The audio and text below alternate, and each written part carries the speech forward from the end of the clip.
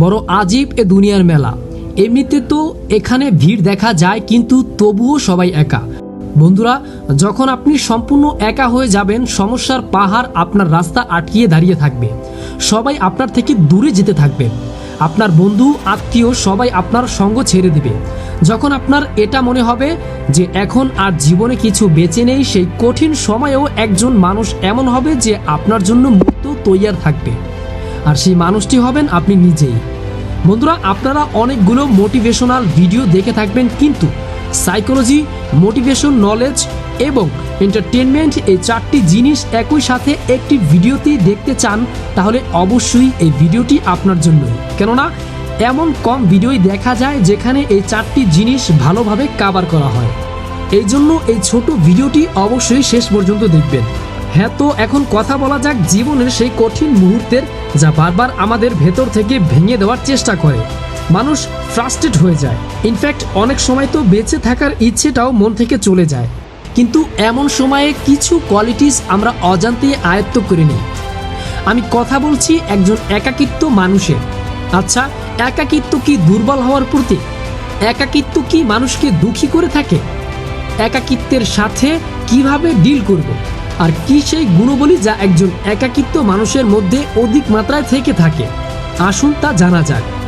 Number 1, very strong mentality. Psychology বলে যে মানুষ একা থাকে বা একা থাকতে পছন্দ করে, এই ধরনের মানুষ মস্তিষ্কের দিক থেকে মজবুত হয়ে থাকে। তারা নিজেকে খুব ভালোভাবে বুঝে থাকে, এমনকি তারা নিজের সাথে সাথে অন্যদের মনের অবস্থাও বোঝার ক্ষমতা রাখে। মস্তিষ্ক ক্রিয়েটিভ হওয়ার সাথে সাথে সম্পূর্ণ অ্যাক্টিভলি কাম করে থাকে, যা একটি খুবই ভালো বিষয়। Number 2, great self control.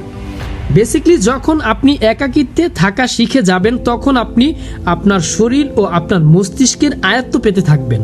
তখন আপনি খুব ভালো অনুভব করে থাকেন, আর আপনি সেই সব কিছু করেন যা আপনি আসলেই করতে চেয়েছিলেন, কিন্তু যা অনেক সময় সমাজের কিছু নালায়েক বন্ধু এবং সমালোচনাকারীদের কারণে করতে পারতেন না। আর এখন যেহেতু আপনি একা, তাই আপনি নিজের ইচ্ছার মালিক হয়ে যান। আপনি নিজেকে খুব ভালোভাবে কন্ট্রোল করতে পারেন, আর কিছু করা এবং না করা পুরোটাই আপনার হাতে থাকে। এই কারণে আপনার গিল্ট ক্লিয়ার হয়ে থাকে, আর মন অনেক হালকা এবং সাফ হয়ে যায়। Number 3, extremely creative. আমি অনেক লোকেদের দেখেছি যাদের মস্তিষ্ক না জানি কতটা ক্রিয়েটিভ হয়ে থাকে, লাইক ক্রিয়েটিভ রাইটিং অথবা কোনো সমস্যার সমাধান, কিছু ইউনিক চিন্তা ভাবনা, সব জিনিস স্মার্টলি করা। এইসব গুণগুলি একজন একাকিত্ব মানুষের মধ্যে পরিপূর্ণভাবে থেকে থাকে। এসব নিজে নিজে এসে থাকে, কেননা একাকিত্ব সবসময় চঞ্চল হয়ে থাকে, যা নিজের সাথে অনেক সমাধান নিয়ে আসে, যাকে আমরা প্রতিবার কিছু নতুন রিঅ্যাকশন দেওয়ার চেষ্টা করি, যা আসলেই চমৎকার। Number 4, become logical. লোকেদের মাঝে থেকে আমরা নানান ধরনের ইমোশন ধারা ঘিরে থাকি, আর এই কারণে আমরা লজিক্যাল হওয়া ভুলে যাই।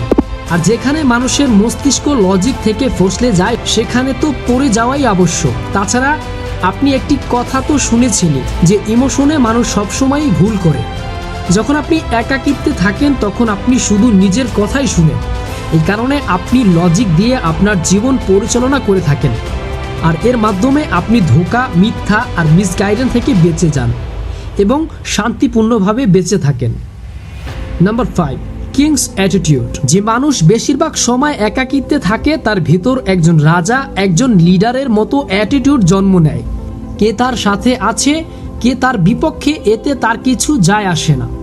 একজন রাজার মতো অ্যাটিটিউডের সাথে থাকে সেই ব্যক্তি, তার ভিতর একজন লিডারশিপের কাবিলিয়ত ঝলমল করে।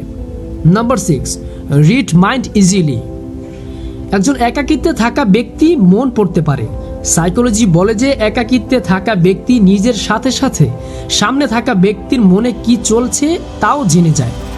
একাকিত্বে থাকা ব্যক্তি মানুষের মন এবং তাদের এক্সপ্রেশনসকে পড়তে মাহির হয়ে থাকে, আর এটা তার সবচেয়ে বড় শক্তিও হয়ে ওঠে, যার কারণে ওই ব্যক্তিকে ধোঁকা দেওয়া কঠিন হয়ে দাঁড়ায়।